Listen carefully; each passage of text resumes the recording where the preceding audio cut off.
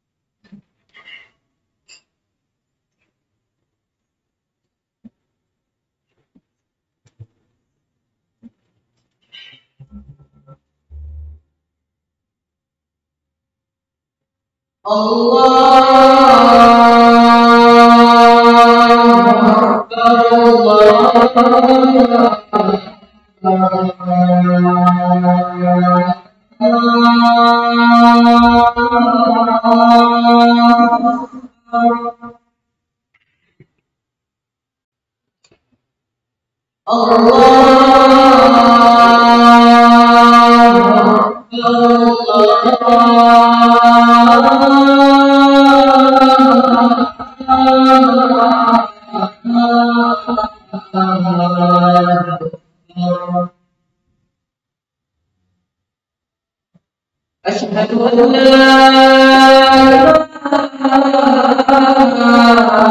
إله إلا الله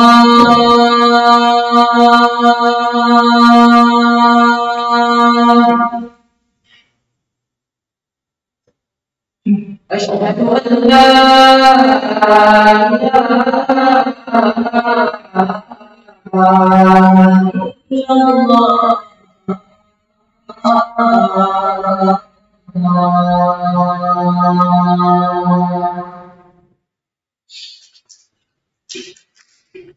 أشهد أن محمدًا رسول الله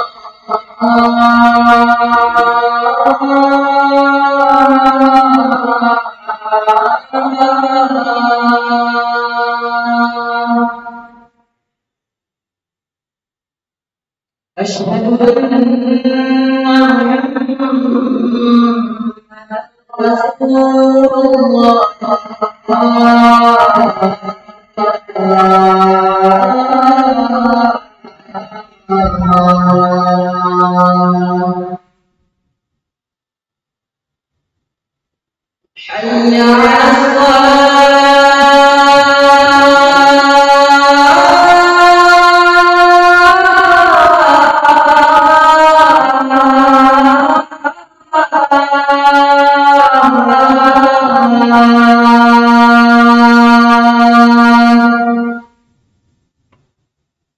حي على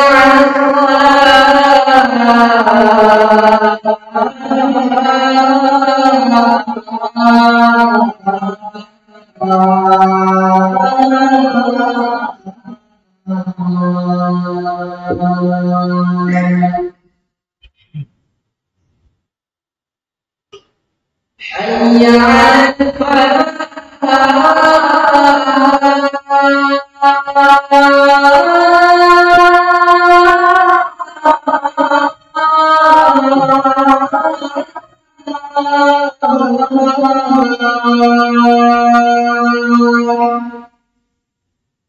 على حي على حي على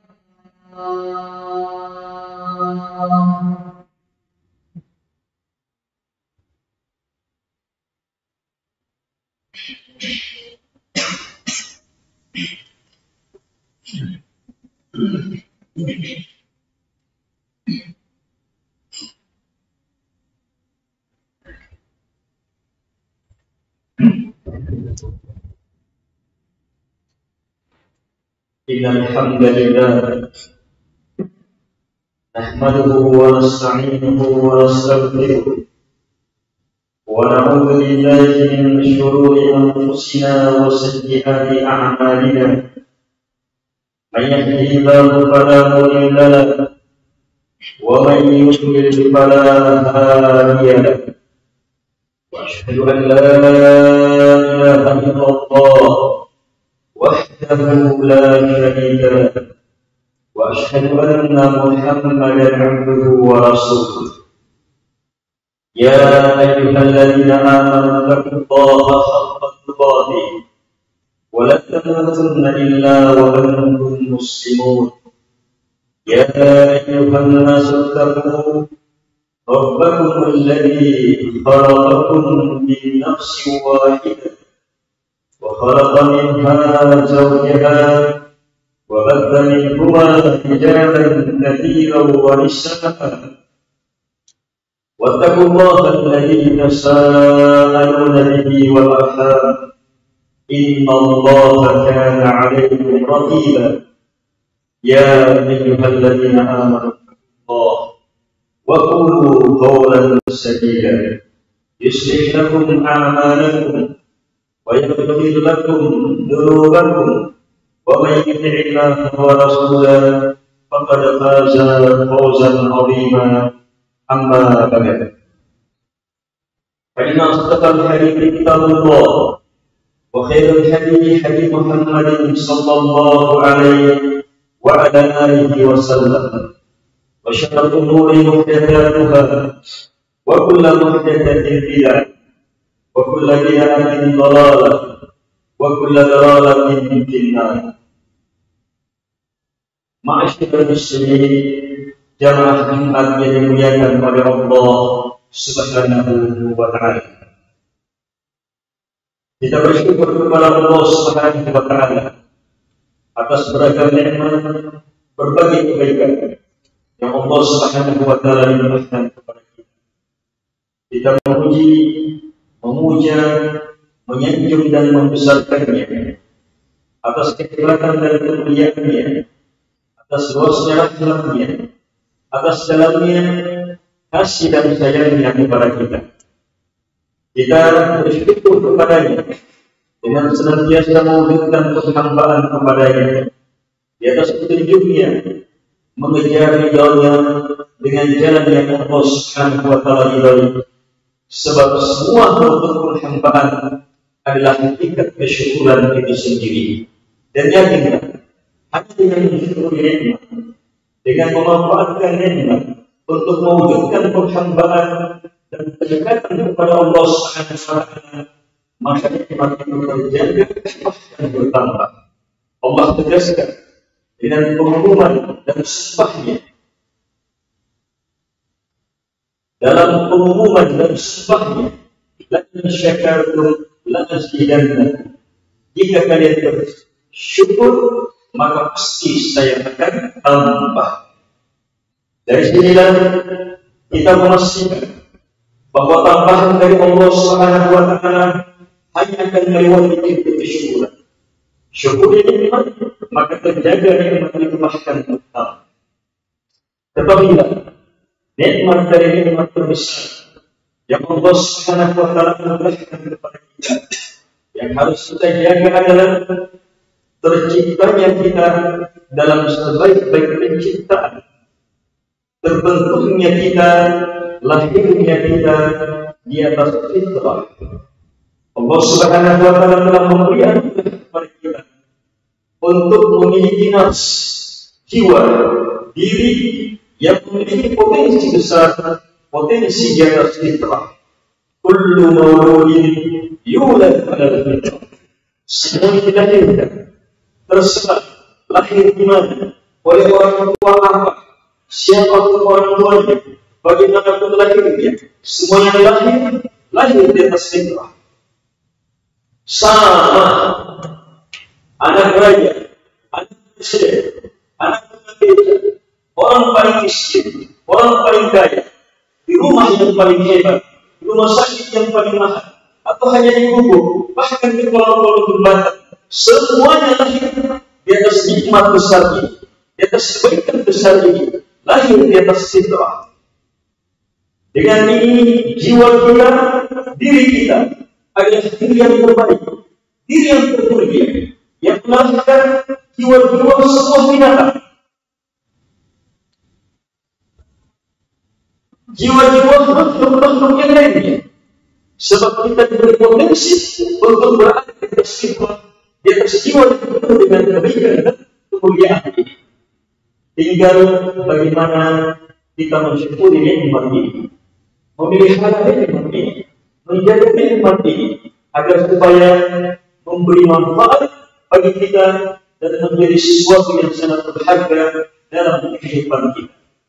Para ulama memberi perumpamaan dengan beragam perumpamaan terhadap nikmat ini.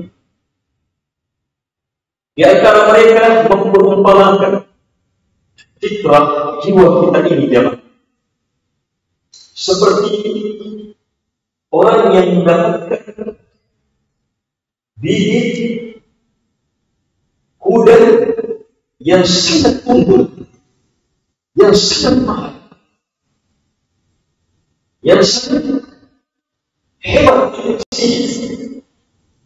tapi masih hidup, masih bayi, baru belajar berjalan, tetapi dia sesuatu yang sangat mahal.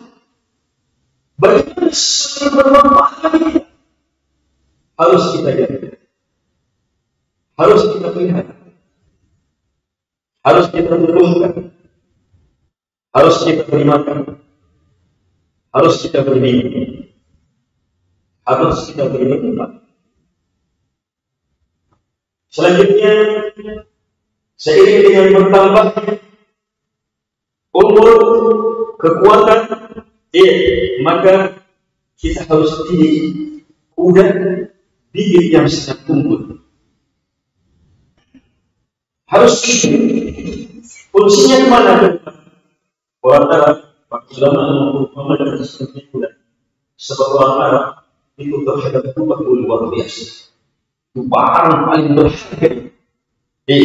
Itu harta yang paling berharga. Fungsi utamanya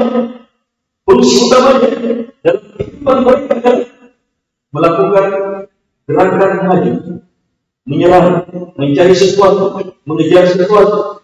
Apakah dalam pertempuran, dalam upaya mengangkat menuju suatu tempat, dalam upaya melakukan perjalanan, mengangkat barang dan seterusnya. Ini fungsi utama. Kalau mereka punya barang hewan seperti ini luar biasa, ancam seluruh perkara ini mereka rencana. Yang kedua fungsinya adalah mereka akan digunakan untuk menghindar dari bahaya, untuk selamat dari bahaya. Kalau dikejar oleh musuh, dikejar oleh ini, bisa selamat.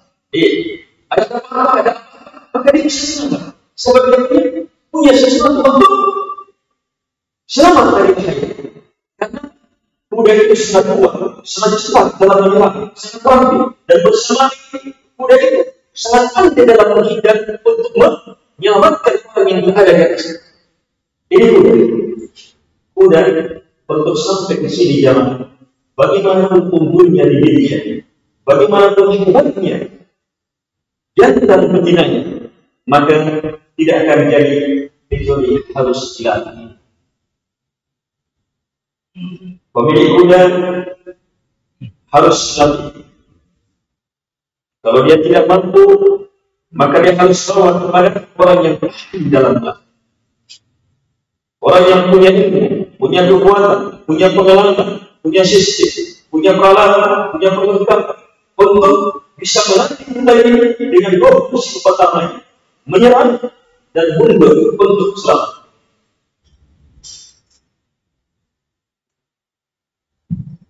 Tapi kalau seperti kuda hanya membiarkannya seperti itu, maka kuda yang akan tumbuh besar tidak akan tumbuh. Saat rekan-rekannya yang lahir bersama dengan dia mampu melakukan perjalanan hebat, melakukan perjalanan, melakukan tujuan, dia hanya mampu maka menjadi beban. Saat orang-orang berkali-kali kuda ini, dia mampu melakukan penyelamatan, menghindar dari bahaya, mampu melakukan gerakan-gerakan cepat, dia lambat, dan bisa melakukan pemiliknya dan dia akan hancur melalui serangan, terpaan, bencana-bencana. Dan di saat itu banyak-banyak pemilik kuda, bahkan seluruhnya hanyalah pandai menyesal. Kenapa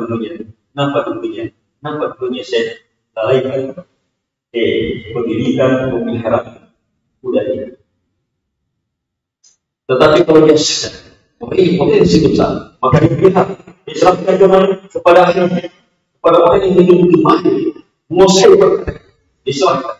Jadi dia fasilitasi, dia biayai, dia berkorban agar supaya apa yang dimiliki bisa bertumbuh besar, bisa betul dididik dengan pendidikan yang hebat.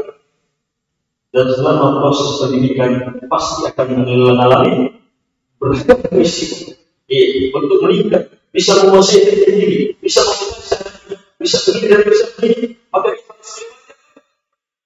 pendidikan seorang ahli dengan cara yang benar, dengan cara yang baik, dengan cara yang tepat, dan harus lewati beragam cobaan-cobaan, beragam rintangan, sampai akhirnya kuda itu betul-betul berhasil terbentuk.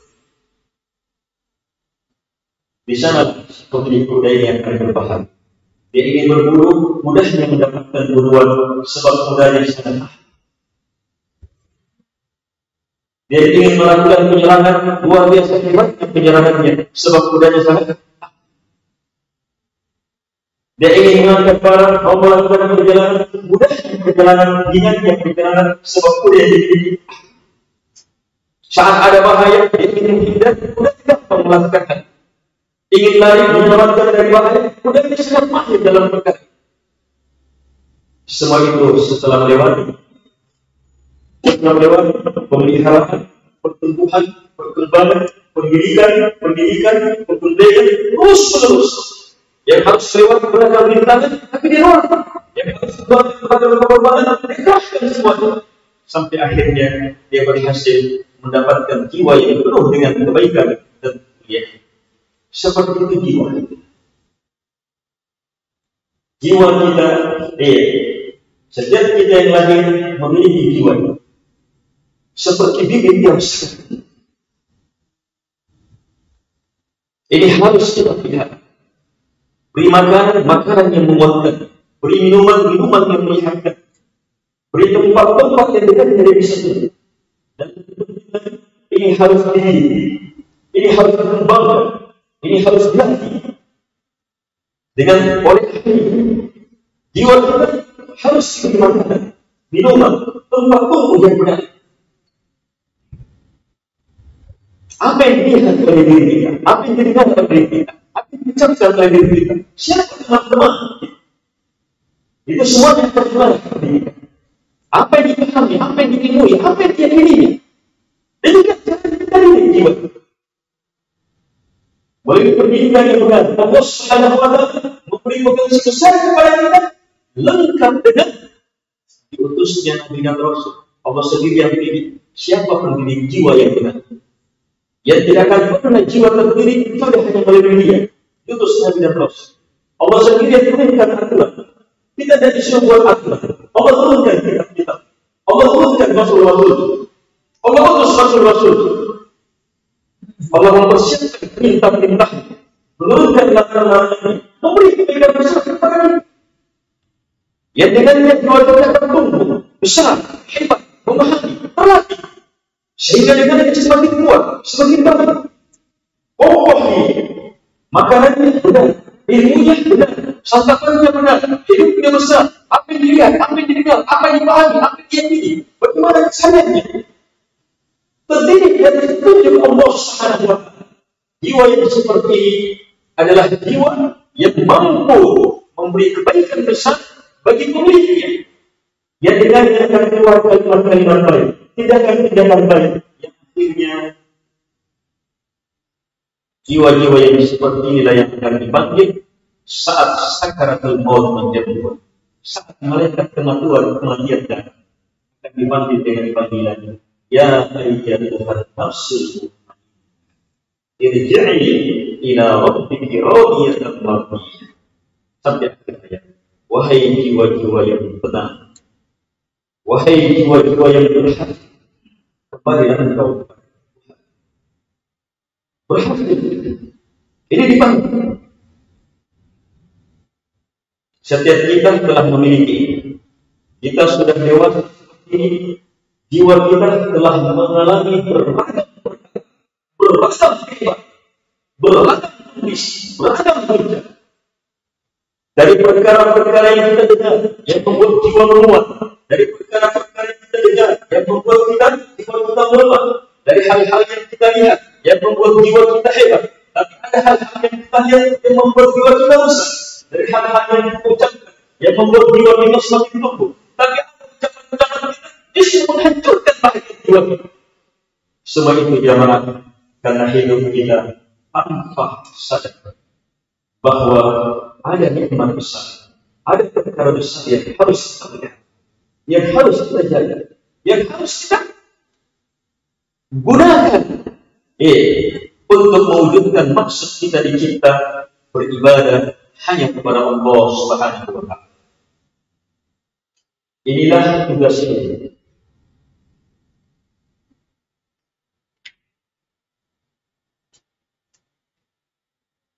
Dalam Al-Quran, Allah Subhanahu wa Ta'ala bersumpah dengan 11 sumpah.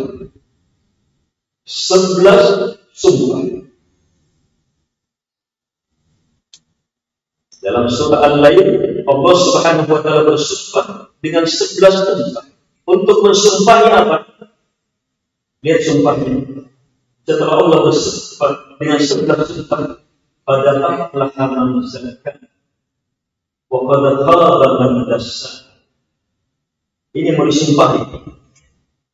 Sungguh betul-betul beruntung mereka yang zakka, mensucikan, memelihara, menumbuhkan, mengembangkan jiwanya. Wa qad khaba man dassaha. Sungguh betul-betul rugi, celaka, hina mereka-mereka yang tersia, mengotori, mengertilkan, melemahkan jiwanya. Coba lihat, ada sumpah yang lebih hebat dari dalam Al-Quran. Kalau Allah sudah bersumpah, berarti perkara besar. Kalau sudah 2 kali bersumpah, ini 11 kali.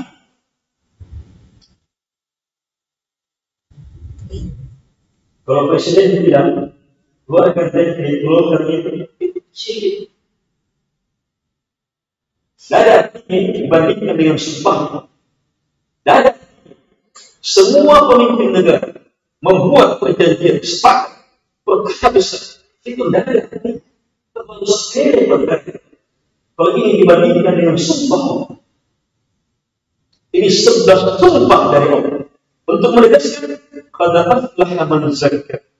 Sungguh betul-betul beruntung mereka yang zakka, mentazkiyah jiwanya, nafs.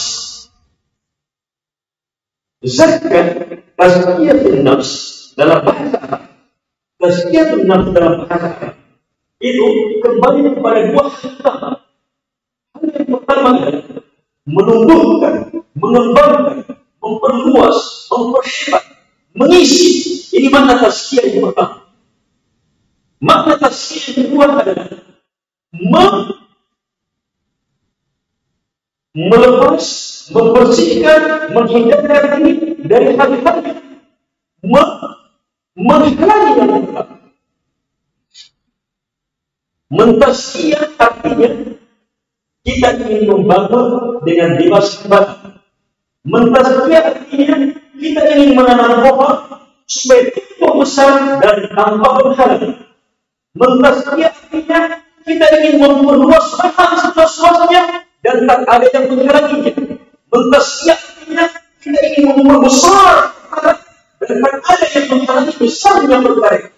Itu makna tazkiyah. Hanya dengan diartikan pensucian. Pensucian itu adalah unsur kedua dari tazkiyah. Unsur pertama dari tazkiyah adalah menanam, menumbuhkan, menguatkan, memperhebat, menumbuhkan, meluaskan, meninggikan. Itu tazkiyah. Mentazkiyah itu artinya tanam itu jiwa, tumbuhkan itu jiwa, perluas itu jiwa, tumbuhkan itu jiwa, perbesar itu jiwa, perhebat itu jiwa. Tapi untuk mewujudkan itu harus bersihkan, menghindar dari penghalang-penghalang. Kita ingin membangun bangunan di tempat ini dengan bangunan tinggi tanpa penghalang baik dan hebat. Apa yang kita lakukan? Apakah hanya mendapatkan bahan bangunan kemudian kita pasang? Tidak. Kita harus bersihkan. Kita harus hilangkan hal-hal yang menghalanginya. Di awalnya, di pertengahan bangunan, demikian pula. Bangunan sudah tinggi, maka menghalangi. Maka harus bersihkan ini. Membangun itu bukan hanya sekedar meninggikan, tapi harus membersihkan hal-hal yang menghalanginya. Itu tazkiyah. Tazkiyah itu bagaimana menanamkan kebenaran dan menyelamatkan jiwa dari kebatilan. Tazkiyah itu bagaimana menanamkan tauhid dan menyelamatkan kesyirikan. Tazkiyah itu bagaimana menanamkan al-haq dan bagaimana menyelamatkan diri dari kebatilan. Tazkiyah itu bagaimana melakukan ketaatan dan menjauhkan diri dari maksiat. Itulah tazkiyah.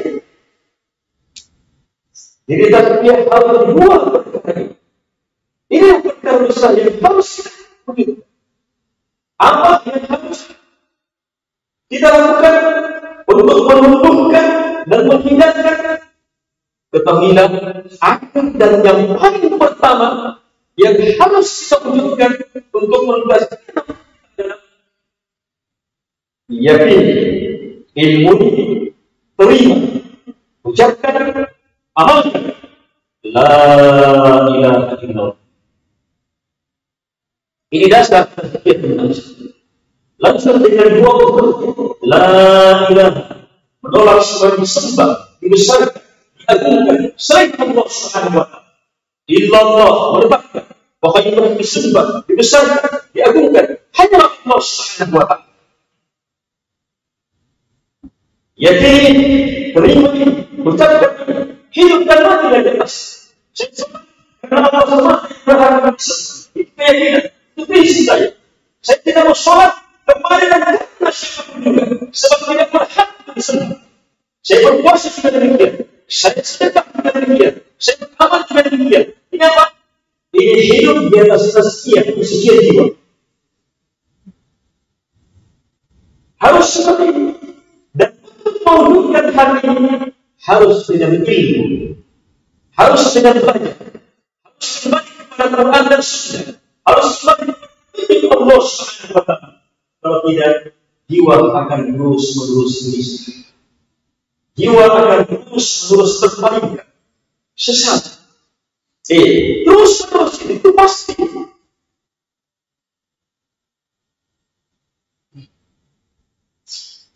Harus dengan petunjuk Allah Subhanahu wa taala.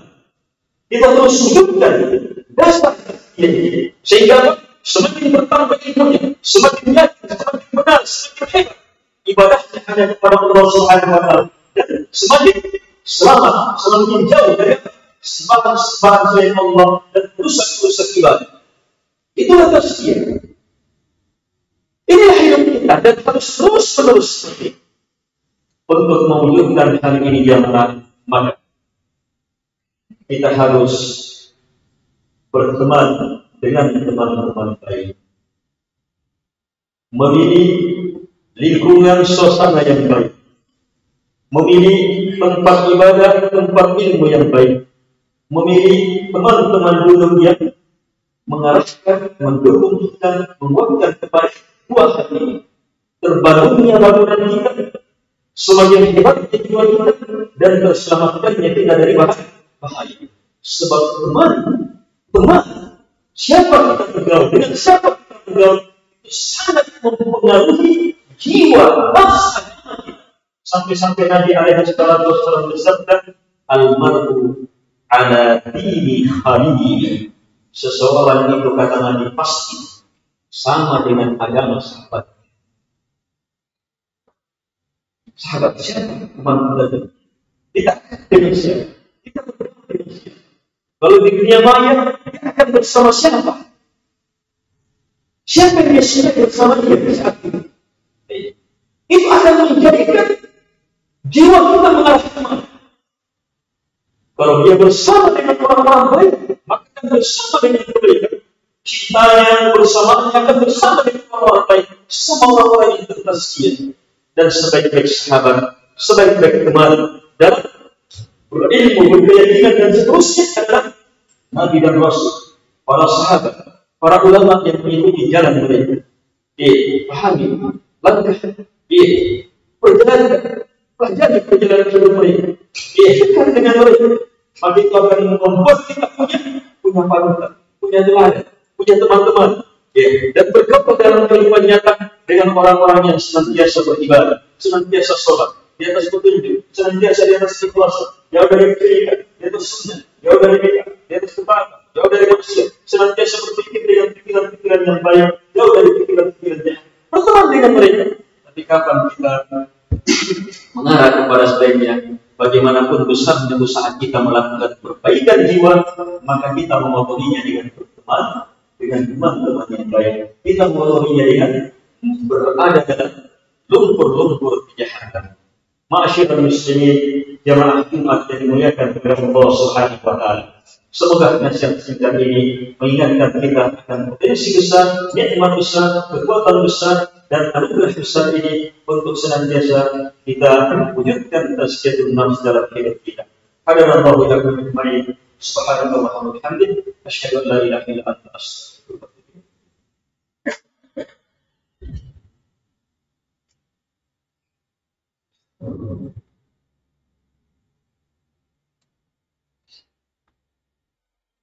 Alhamdulillah, wassalatu wassalamu ala rasulillah wa ala alihi wa ashabihi wa man tabi'ahum bi ihsan ila yaumil qiyamah, amma ba'd.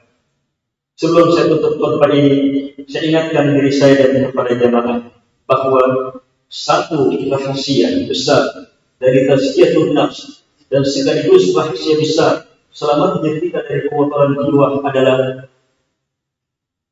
gandengkan terus-menerus beragam upaya kita untuk bertazkiyah dan melakukan pembebasan diri dari kotoran jiwa. Gandengkan seperti itu dengan apa?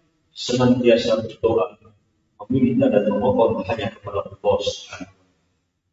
Minta kepada Allah sebaik identitas, baik selamat. Minta kepada Allah Subhanahu wa taala supaya tetap terus dan minta kepada Allah. Pasrahkan hanya kepada Allah, tawakalkan hanya kepada Allah, dan bukan seluruhnya hanya kepada Allah Subhanahu wa taala. Minta bantuan kepada Allah Subhanahu wa taala agar supaya upaya kita ini dibantu, ditolong, dikuatkan oleh Allah Subhanahu wa taala. Itu adalah kekuatan besar. Sebab berapapun besarnya usaha kita, tetap hasilnya adalah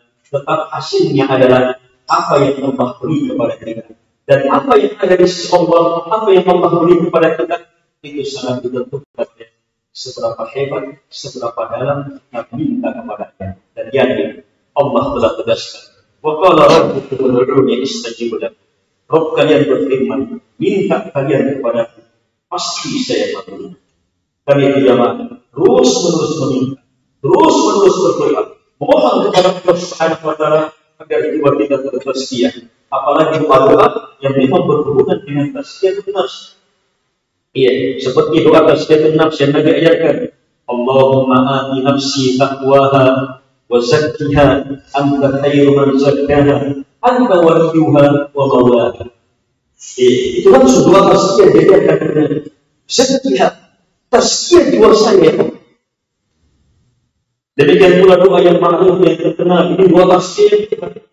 Ya muqallibal qulub, tsabbit qalbi ala dinik. Wahai membolak-balikkan hati, kokohkan hatiku di atas agama. Baca di tempat mustajab antara azan dan qamat, saat sujud, sebelum salat, dan jangan lupa satu doa yang sangat hebat, yang sangat menentukan berapa hebat pertolongan Allah kepada kita. Doa ini kapan dibaca pasti dikabulkan. Sebab Nabi memang syariatkan di tempat tertentu doa. Baca sebelum salat, setelah salawat, setelah membaca doa terhadap 4 perkara, maka baca sebelum salat. Allahumma a'inni ala dzikrika wa syukrika wa husni ibadatik. Ya Allah, bantu saya untuk senantiasa mengingatkan Engkau, untuk senantiasa bersyukur kepada dan untuk senantiasa memperindah ibadah kepada. Semua ini adalah wujud dan nasib. Minta pertolongan kepada Allah Subhanahu wa taala, pasti Allah Subhanahu wa taala kabulkan. Semoga bermanfaat. Allahumma ighfir lil muslimina wal muslimat al-ahya'i minhum wal amwat. Allahumma inna nas'aluka bi annaka la ilaha illa anta al-mannan badi'u as-samawati wal ardh ya dzal jalali wal ikram ya hayyu ya qayyum anta tarzuqna ilman nafi' wa taqabbal qalban khashi'a wa da'watan mustajabah wa rizqan tayyiban innaka antas sami'ul 'alim wal jawwadul karim. Allahumma ya muqallibal qulub thabbit qulubana 'ala dinik. Allahumma a'inna 'ala dhikrika wa syukrika wa husni ibadatik. Allahumma ati anfusana taqwaha wa zakkiha anta khairu man zakkaha anta waliyuha wa mawlaha innaka antas sami'ul 'alim wal jawwadul karim. Wa sallallahu ala Muhammad wa ala alihi wa sahbihi wa sallam tasliman katsiran wa akhiru da'wana alhamdulillahi rabbil alamin.